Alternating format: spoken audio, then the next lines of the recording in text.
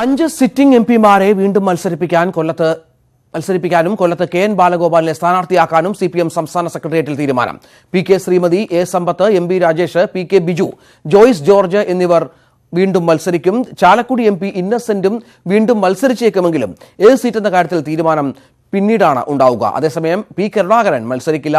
Kottayam seat ഏറ്റെടുക്കണമെന്നും സെക്രട്ടേറിയറ്റിൽ അഭിപ്രായമുണ്ടായി. V Arun ചേരുന്നു ഏറ്റവും പുതിയ വിവരങ്ങളുമായി. അരുൺ, സിറ്റിംഗ് എംപിമാരുടെ കാര്യത്തിൽ തീരുമാനമായിരിക്കുന്നു. കെ.എൻ. ബാലഗോപാൽ മത്സരിക്കുന്നു. ഇന്നസെന്റ് കാര്യത്തിൽ തീരുമാനമായിട്ടില്ല. എന്താണ് ഏറ്റവും പുതിയ വിവരം ഇതുമായി ബന്ധപ്പെട്ട്? രാജ്യത്തെ 7 എംപിമാരാണ് കഴിഞ്ഞ ലോക്സഭാ തെരഞ്ഞെടുപ്പിൽ സിപിഎമ്മിന്റെയും സിപിഎം സ്വതന്ത്രമാരുമായി ഉള്ളത്. ഇതിൽ കാസർഗോഡ് എംപി പി. കരുണാകരന് ഇത്തവണ സീറ്റില്ല. കണ്ണൂരിൽ പി.കെ. ശ്രീമതിയും ആറ്റിങ്ങലിൽ എ. സമ്പത്തും പാലക്കാട് എം.ബി. രാജേഷും ആലത്തൂരിൽ പി.കെ. ബിജുവും വീണ്ടും മത്സരിക്കും. ഇടുക്കിയിൽ ജോയ്സ് ജോർജും മത്സരിക്കും. ഇന്നസെന്റ് ചാലക്കുടിയിൽ മത്സരിക്കാൻ ഇല്ല എന്ന് നേരത്തെ പ്രഖ്യാപിച്ചിരുന്നു. ഇന്നസെന്റ് വീണ്ടും മത്സരിക്കാൻ തന്നെയാണ് സാധ്യത. ഇന്നസെന്റ് മണ്ഡലത്തിന്റെ കാര്യത്തിൽ ഇനിയും തീരുമാനമായിട്ടില്ല. ഒരുപക്ഷെ എറണാകുളത്തേക്ക് ഇന്നസെന്റ് മാറ്റാനുള്ള ആലോചനയാണ് സിപിഎമ്മിനുള്ളത്. അത് 4 മണിക്ക് ശേഷം ആരംഭിക്കുന്ന സെക്രട്ടേറിയറ്റ് വീണ്ടും ചർച്ച ചെയ്യും. കൊല്ലത്ത് കെ.എൻ. ബാലഗോപാൽ മത്സരിക്കും. ഇടുക്കിയിൽ ജോയ്സ് ജോർജ് തന്നെയാണ് മത്സരിക്കുന്നത്. മറ്റ് എംപിമാരുടെ കാര്യത്തിൽ മറ്റ് സീറ്റുകളുടെ കാര്യത്തിൽ അല്പസമയത്തിനകം ചേരുന്ന സെക്രട്ടേറിയറ്റ് തീരുമാനമെടുക്കും. ഏതായാലും സിറ്റിംഗ് എംപിമാരിൽ 6 പേര് മത്സരിക്കാൻ തന്നെയാണ് സിപിഎമ്മിന്റെ തീരുമാനം. ഒപ്പം മറ്റു സീറ്റുകൾ ഇനി 16 സീറ്റുകളിൽ മറ്റു സീറ്റുകളുടെ കാര്യത്തിൽ തീരുമാനം ഉണ്ടാകാനുണ്ട്. പൊതു സ്വതന്ത്രം നിർത്തുമെന്ന് നേരത്തെ ഇ.പി. ജയരാജൻ നമ്മളോട് തന്നെ പറഞ്ഞിരുന്നു. അതിന്റെ വിശദാംശങ്ങൾ എപ്പോഴൊക്കെ ലഭ്യമാകുമായിരുന്നു?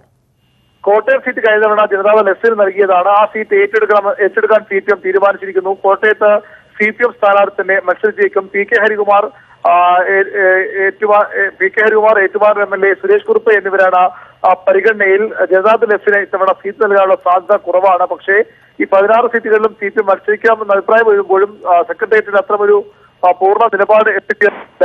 കൂടുതൽ ചർച്ചകൾക്കുള്ള സാധ്യതയാണ് ഉള്ളത്.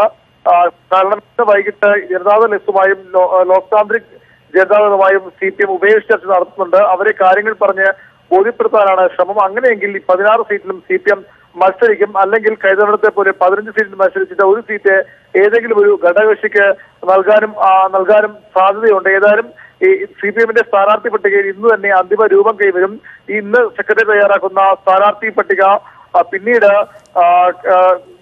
നാളെ പാർലമെന്റ് മണ്ഡലം കമ്മിറ്റികൾ ചർച്ച ചെയ്യും. അവിടെ നിന്ന് അവരുടെ തീരുമാനവും കൂടി എടുത്ത ശേഷമാകും 7-8 തീയതികൾ ചേരുന്ന സംസ്ഥാന സമിതി യോഗത്തിൽ സ്ഥാനാർത്ഥി പട്ടികയ്ക്ക് അന്തിമ അംഗീകാരം നൽകുക. ശരി, വി അരുണാണ് വിവരങ്ങൾ പങ്കുവച്ചത്. പൊതു സ്വതന്ത്രനെ ഇക്കുറിയും സിപിഎം പരീക്ഷിക്കുമെന്ന് കേന്ദ്ര കമ്മിറ്റി അംഗം ഇ.പി. ജയരാജൻ. ചില ഘടകകക്ഷികൾക്കുള്ള അതൃപ്തി ചർച്ചയിലൂടെ പരിഹരിക്കുമെന്നും ഇ.പി. ന്യൂസ് 18 പറഞ്ഞു. എല്ലാവരുടെയും വോട്ട് ലഭിക്കത്തക്ക നിലയിലുള്ള എല്ലാവരുടെയും അംഗീകാരം ഉള്ള സ്ഥാനാർത്ഥികൾ തന്നെയായിരിക്കും LDFിൻ്റെ സ്ഥാനാർത്ഥികളായി ഈ തെരഞ്ഞെടുപ്പിൽ മത്സരിക്കുക. അല്ല, സോദരന്മാരെന്നുള്ളത് പൊതു അംഗീകാരമുള്ള വ്യക്തിത്വങ്ങളാണ്. തീർച്ചയായും നമ്മൾ അത്തരത്തിലുള്ള ആളുകളെ കൂടി പരിഗണിക്കുന്നത് ഒരു ജനാധിപത്യ സംവിധാനത്തിന് കുറേ കൂടി സഹായകരമാണ്. അത് ജനാധിപത്യത്തിൻ്റെ ഒരു നിരീക്ഷണമാണ്. സ്വതന്ത്രം ഉണ്ടാകും. അല്ല, അതിൽ തെറ്റൊന്നുമില്ല, ഉണ്ടാവണം നിർബന്ധമില്ല. അല്ല, സീറ്റുകൾക്ക് ഓരോ കക്ഷികളും സ്വാഭാവികമായും അവർക്ക് അവകാശപ്പെടുന്നതിൽ തെറ്റൊന്നുമില്ല. അതെല്ലാം മുന്നണി എന്നുള്ള നിലയിൽ ചർച്ച ചെയ്ത് പരസ്പരം കാര്യങ്ങൾ മനസ്സിലാക്കി നിലപാട് സ്വീകരിച്ച് കൂടുതൽ ഐക്യത്തോടു കൂടി പോകാനുള്ള സാധ്യതയാണ് പൊതുവേ ഉള്ളത്. മറ്റു വാർത്തകളിലേക്ക് പോയാൽ കർഷകരുടെ വായ്പാ കുടിശ്ശിക തിരിച്ചുപിടിക്കുന്നതിനുള്ള ബാങ്കുകളുടെ നടപടി തടഞ്ഞ് മന്ത്രിസഭായോഗം. കർഷകർ എടുത്ത എല്ലാ വായ്പകളിലും മൊറട്ടോറിയം ബാധകമാക്കി. 2014 മാർച്ച് വരെയുള്ള വായ്പകളിലെ ജപ്തി നടപടികളാണ് സർക്കാർ തടഞ്ഞത്. ഇടുക്കിയിലും വയനാട്ടിലും കഴിഞ്ഞ ഓഗസ്റ്റ് 31 വരെ എടുത്ത വായ്പകൾക്കും മൊറട്ടോറിയം ബാധകമാക്കി. കാർഷിക കടാശ്വാസ കമ്മീഷൻ പരിഗണിക്കുന്ന വായ്പകളുടെ പരിധി 1 ലക്ഷത്തിൽ നിന്ന് 2 ലക്ഷമാക്കുകയും ചെയ്തു. കാർഷിക കടാശ്വാസ കമ്മീഷൻ നിലവിൽ 1 ലക്ഷം രൂപ വരെയുള്ള വായ്പാ കുടിശ്ശികയാണ് പരിഗണിച്ചിരുന്നത്. ഇനി 2 ലക്ഷം വരെയുള്ള വായ്പാ കുടിശ്ശികയും കമ്മീഷന്റെ പരിധിയിൽ വരും. ജപ്തി നടപടികൾ തടയുന്ന മൊറട്ടോറിയം ആനുകൂല്യം കാർഷിക വായ്പകൾക്കൊപ്പം കർഷകരുടെ എല്ലാ വായ്പകൾക്കും ബാധകമാക്കി. വായ്പകളിന്മേലുള്ള ജപ്തി നടപടികൾക്ക് നേരത്തെ പ്രഖ്യാപിച്ച മൊറട്ടോറിയം ഈ വർഷം ഡിസംബർ 31 വരെ ദീർഘിപ്പിക്കാൻ തീരുമാനിച്ചിരിക്കുകയാണ്. കർഷകർ എടുത്തിട്ടുള്ള എല്ലാ വായ്പകൾക്കും ബാധകമായിരിക്കും. 2014 മാർച്ച് 31 വരെയുള്ള കർഷകരുടെ എല്ലാ വായ്പകളെയും ജപ്തി നടപടികളിൽ നിന്ന് ഒഴിവാക്കി. ഇടുക്കി, വയനാട് ജില്ലകളിൽ 2018 ഓഗസ്റ്റ് 31 വരെ എടുത്ത വായ്പകൾക്കും ഇളവ് ലഭിക്കും. ദീർഘകാല വായ്പകളുടെ 1 വർഷത്തെ പലിശ മുഖ്യമന്ത്രിയുടെ ദുരിതാശ്വാസ നിധിയിൽ നിന്നും നൽകും. പ്രകൃതിക്ഷോഭത്തിലെ നഷ്ടപരിഹാരമായി 85 കോടി രൂപ ഉടൻ അനുവദിക്കും.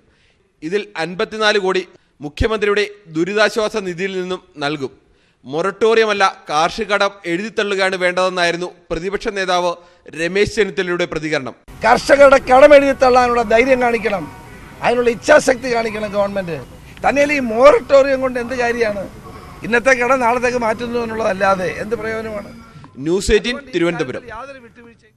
പ്രളയാനന്തര കേരളത്തിൽ മനുഷ്യത്വം മറന്ന ധനകാര്യ സ്ഥാപനങ്ങൾ ജപ്തി നടപടികളായി മുന്നോട്ട് പോയപ്പോൾ അത് പുറം ലോകത്തെ അറിയിച്ചത് ന്യൂസ് 18. സർഫാസി നിയമത്തിന്റെ മറവിൽ കർഷകരുടെ ഭൂമി കൈവശപ്പെടുത്താൻ ബാങ്കുകൾ എത്തിയത് ന്യൂസ് 18 ആദ്യം പുറത്തു കൊണ്ടുവന്നു.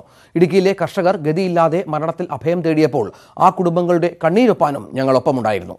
കർഷകരുടെ പക്ഷത്തു നിന്ന് ന്യൂസ് 18 നിരന്തരം നടത്തിയ മാധ്യമ ഇടപെടൽ കൂടിയാണ് ഇപ്പോൾ ഫലം കണ്ടിരിക്കുന്നത്. ഞങ്ങളുടെ ആ റിപ്പോർട്ടുകളിലേക്ക്. കാർഷിക മേഖല സമാനതകളില്ലാത്ത പ്രതിസന്ധിയെ അഭിമുഖീകരിക്കുന്നതിനിടെയാണ് ബാങ്കുകൾ ജപ്തി നടപടിയിലേക്ക് നീങ്ങിയിരിക്കുന്നത്.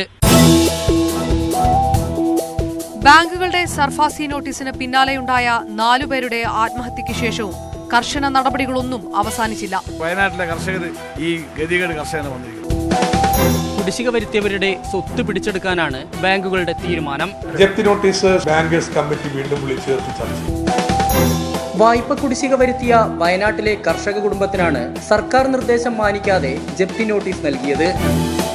വിളവെടുപ്പായപ്പോൾ പാവൽ വില താണു, കുരുമുളക് ഉൽപാദനം കുത്തനിടിഞ്ഞു. ഇടുക്കിയിലെ കർഷക ജീവിതം അക്ഷരാർത്ഥത്തിൽ നരകതുല്യമായി മാറിയിരിക്കുന്നു. ഞാൻ ജപ്തി ചെയ്യാൻ വന്ന അതിനുള്ള മൂല്യമില്ലെങ്കിൽ ഞങ്ങൾ വീട്ടിൽ കിടക്കുന്ന വിലപിടിപ്പുള്ള ഉപകരണങ്ങളെല്ലാം എടുത്തുകൊണ്ട് പോകുമെന്ന് പറഞ്ഞു. അടിയന്തര നടപടികൾ ഉണ്ടായില്ലെങ്കിൽ കൂടുതൽ കർഷകരാവും ആത്മഹത്യയുടെ പാത തെരഞ്ഞെടുക്കുക.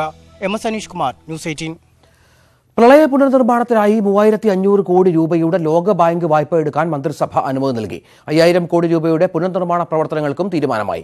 70% വായ്പയും 30% സർക്കാർ വിഹിതവുമായാണ് നിർമ്മാണം നടത്തുകയെന്ന് മുഖ്യമന്ത്രി പറഞ്ഞു. സംസ്ഥാന സർക്കാർ റീബിൽഡ് കേരള ഇനീഷ്യേറ്റീവ് എന്ന പുനർനിർമ്മാണ സംവിധാനത്തിന് രൂപം നൽകുകയുണ്ടായി.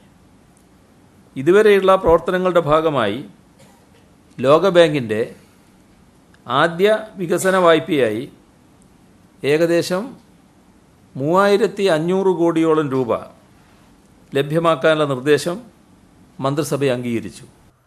കേരള അഡ്മിനിസ്ട്രേറ്റീവ് സർവീസ് നിലവിൽ വരുമ്പോൾ എല്ലാ സ്ട്രീമുകളിലും സംവരണം ഏർപ്പെടുത്താൻ തീരുമാനിച്ചതായി മുഖ്യമന്ത്രി അറിയിച്ചു. മുന്നാക്ക സമുദായങ്ങളിലെ പിന്നാക്കക്കാരെ കണ്ടെത്താൻ മാനദണ്ഡങ്ങൾ തീരുമാനിക്കാൻ സമിതിയെ നിയോഗിച്ചതായും മുഖ്യമന്ത്രി അറിയിച്ചു. ഈ 2 സ്ട്രീമുകളിൽ കൂടി സംവരണം ബാധകമാക്കാമെന്ന് നിയമോപദേശം ലഭിച്ചിരുന്നു. അതിൻ്റെ അടിസ്ഥാനത്തിൽ വിശേഷാൽ ചട്ടങ്ങളിൽ ആവശ്യമായ ഭേദഗതികൾ വരുത്താൻ മന്ത്രിസഭാ യോഗം തീരുമാനിച്ചു.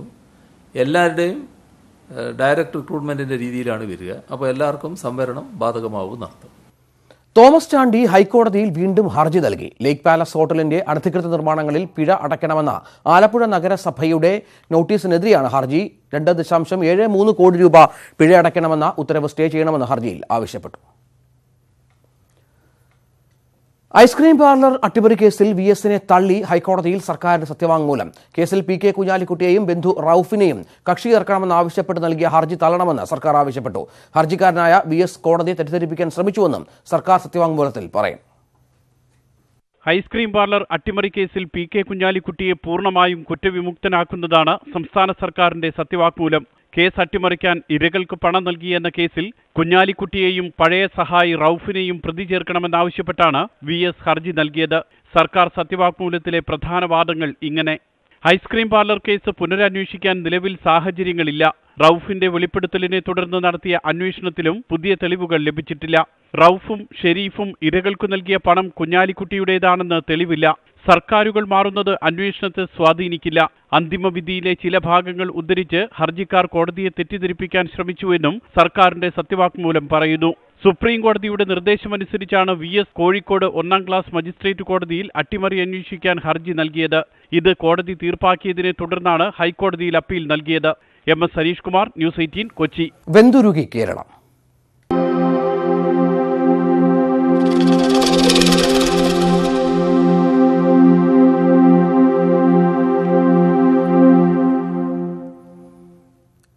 ഉഷ്ണതരംഗമുണ്ടാകുമെന്ന മുന്നറിയിപ്പിനെ തുടർന്ന് സംസ്ഥാനത്ത് ജാഗ്രത. കോഴിക്കോട് ജില്ലയിൽ സ്ഥിതി വിലയിരുത്താൻ പ്രത്യേക യോഗം ചേർന്നു. മുഖ്യമന്ത്രി ജില്ലാ കളക്ടർമാരുമായി വീഡിയോ കോൺഫറൻസിംഗ് വഴി ചർച്ച നടത്തി.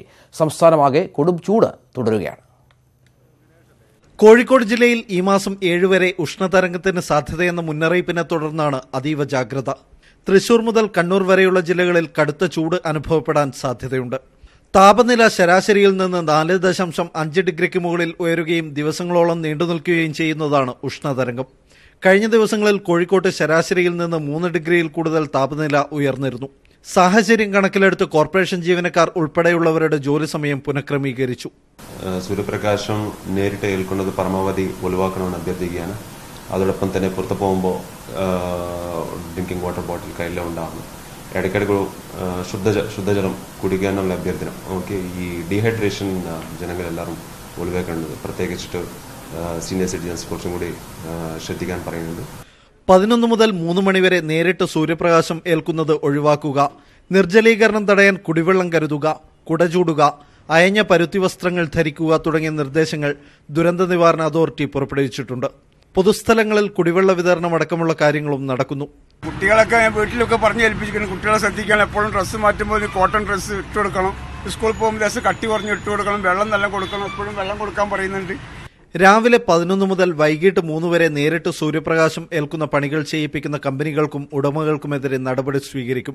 സ്കൂളുകളിൽ അസംബ്ലി ഒഴിവാക്കുന്നത് ഉൾപ്പെടെയുള്ള നിർദ്ദേശങ്ങൾ പാലിക്കുന്നുണ്ടോ എന്നറിയാൻ മിന്നൽ പരിശോധനകളും ഉണ്ടാവും. ന്യൂസ് 18 കോഴിക്കോട്.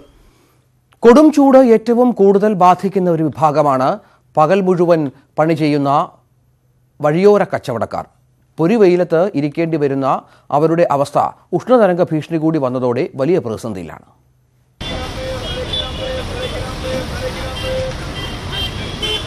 വെയിലത്ത് നിന്ന് മാറിയാൽ ജീവിക്കാൻ വഴിയില്ലാത്തവർ, കൊടും ചൂടിലും തെരുവിൽ കച്ചവടം നടത്തുന്നവരെ ഇങ്ങനെ വിളിക്കാം.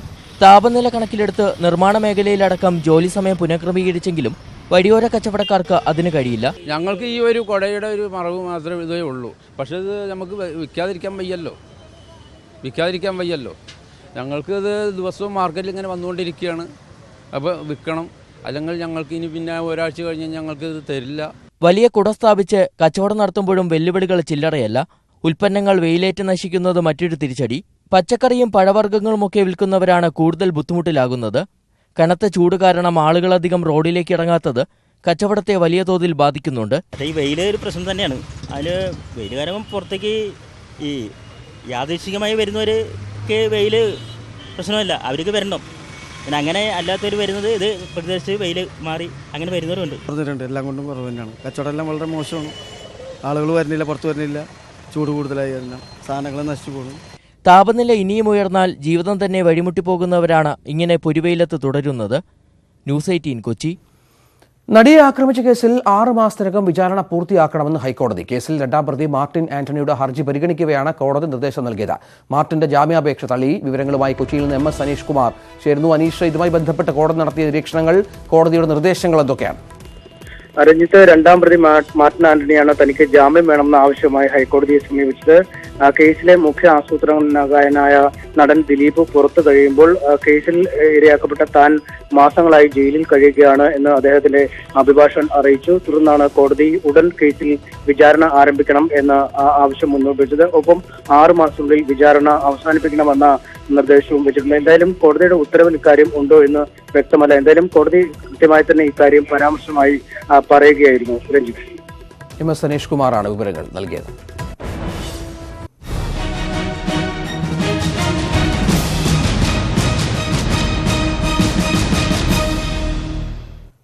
സ്ഥാനാർത്ഥി പട്ടികയിൽ വനിതാ പ്രാതിനിധ്യമില്ലാത്തതിന് ന്യായീകരണവുമായി CPI ദേശീയ നേതൃത്വം. മത്സരിക്കുന്ന സീറ്റുകൾ കുറവായതിനാലാണ് വനിതകൾക്ക് അവസരം നൽകാത്തതെന്ന് ജനറൽ സെക്രട്ടറി സുധാകർ റെഡ്ഡി പറഞ്ഞു. ഔദ്യോഗിക പ്രഖ്യാപനത്തിന് മുൻപേ സ്ഥാനാർത്ഥികൾ പ്രചരണം തുടങ്ങി.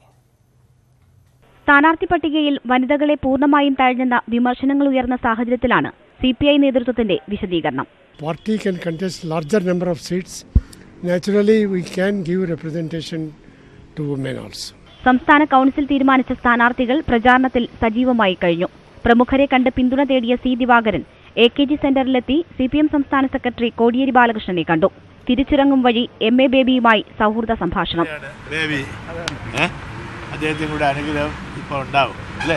സ്ഥാനാർത്ഥിത്വം പാർട്ടി നൽകിയ അംഗീകാരമാണെന്നും പാർട്ടിയിൽ തർക്കങ്ങളില്ലെന്നും തൃശൂരിലെ സ്ഥാനാർത്ഥി രാജാജി മാത്യു തോമസ് ന്യൂസ് 18നോട് പറഞ്ഞു. സ്ഥാനാർത്ഥികൾ മാറുകയും പുതിയ ആൾ വരികയും ചെയ്യുന്നതിനകത്ത് അസാധാരണമായിട്ടുള്ളൊന്നുമില്ല. യാതൊരു പ്രശ്നവും ഞങ്ങളുടെ പാർട്ടിയിലില്ല. അത് പാർട്ടിയിലെ ഒരു പൊതുവായിട്ടുള്ളൊരു സമവായത്തിൻ്റെ അടിസ്ഥാനത്തിലാണ് ആ തീരുമാനം എടുത്തിട്ടുള്ളത്. ഏകകണ്ഠമായിട്ട് എടുത്തൊരു തീരുമാനമാണ്. മാവേലിക്കരയിൽ ചിറ്റയം ഗോപകുമാറും വയനാട്ടിൽ പി സുനീറും മണ്ഡലത്തിൽ സജീവമായി കഴിഞ്ഞു. News desk news 18. ലോക്സഭാ തെരഞ്ഞെടുപ്പിനായുള്ള UDF സീറ്റ് വിഭജനം 2 ദിവസം കൊണ്ട് പൂർത്തിയാക്കുമെന്ന് പ്രതിപക്ഷ നേതാവ് രമേശ് ചെന്നിത്തല. KPCC പ്രസിഡന്റ് മത്സരിക്കുമോ എന്ന് ഹൈക്കമാൻഡ് തീരുമാനിക്കും. കേരള കോൺഗ്രസിനാണ് ഒരു സീറ്റ് നൽകിയിരിക്കുന്നത്. ഏതെങ്കിലും വ്യക്തിക്കല്ല. പെരിയ കൊലപാതകം രാഷ്ട്രീയ നേട്ടത്തിനായി ഉപയോഗിക്കില്ലെന്നും ചെന്നിത്തല പറഞ്ഞു. സിറ്റിംഗ് MLA MPമാരുടെ കാര്യം തീരുമാനിക്കേണ്ട പാർട്ടി ഹൈക്കമാൻഡാണ്, അത് ഞങ്ങളല്ല. കേരള കോൺഗ്രസ് ആണ് മുന്നണിയിൽ. അവരുടെ പാർട്ടിയിലെ കാര്യങ്ങൾ അവർ ചർച്ച ചെയ്ത് തീരുമാനിച്ചോളൂ. അതിനകത്ത് ഞങ്ങൾ ഇടപെടേണ്ട യാതൊരു കാര്യമില്ല.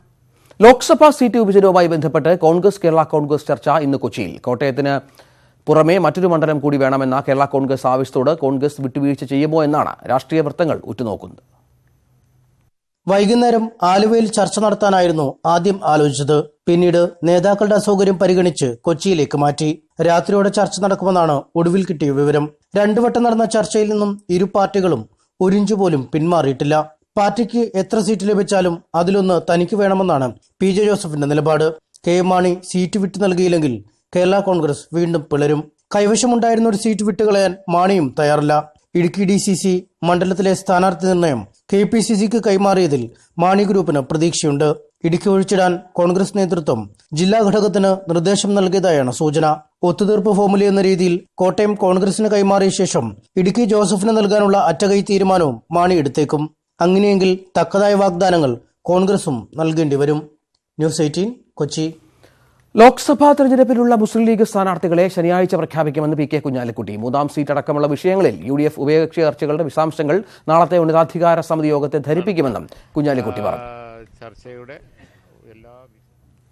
തെരഞ്ഞെടുപ്പിന് മുന്നോടിയായി BJP സംസ്ഥാന കമ്മിറ്റി നടത്തുന്ന 4 മേഖലാ ജാഥകൾ വൈകിട്ട് ആരംഭിക്കും. ജനറൽ സെക്രട്ടറിമാരായ MT Ramesh, Shobha Surendran, AN Radhakrishnan, K Surendran എന്നിവരാണ് മേഖലാ ജാഥകൾ നയിക്കുന്നത്.